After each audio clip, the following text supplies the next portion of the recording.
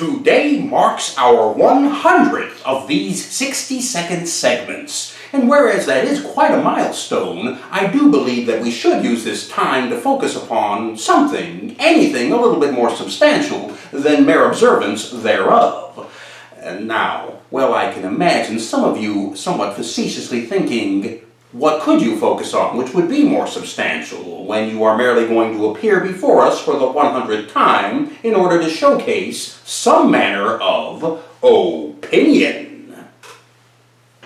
Should that be the case, boys and girls, punks and skins, let me hasten to remind you that here at station KFUX, but more to the point, wherever I happen to go, wherever I happen to be, I have absolutely no use whatsoever for opinions. I loathe and detest opinions. Opinions are worthless wastes of time. All which they do are make people angry, cause a bunch of trouble, and get in the way of the solid, valid facts. I despise opinions. I would think that you would have realized this by now, but there are some of you with whom this simply does not seem to register.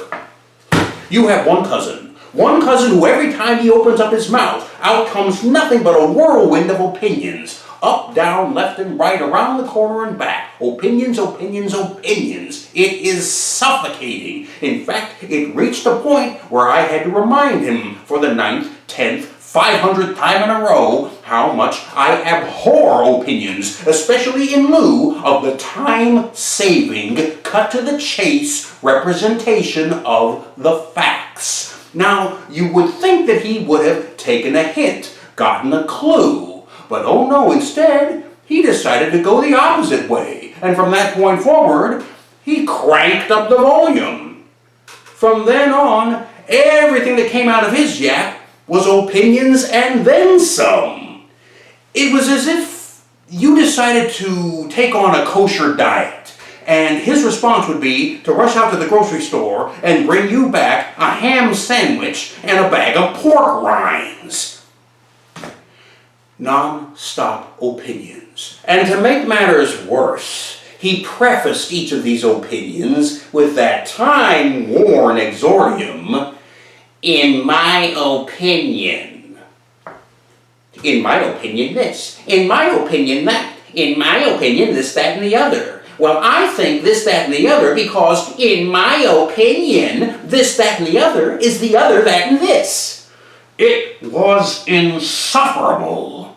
And I can well recall one afternoon, during an interval in the conversation, I looked across the room at him, and arbitrarily, but not so much abstractly, not so much in the sense of a non sequitur, a bit arbitrarily, I will admit, I looked at him and I said, in a casual, modulated, pleasant tone of voice,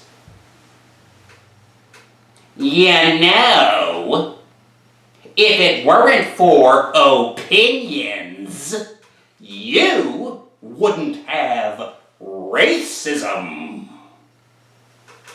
You know what his response to that was? He looks at me. He blinks a few times, he stares at me, blinks a few more times, keeps staring at me, blinks a few more times, and doesn't say anything at all. Because there wasn't anything that he could say to that. And that's a fact.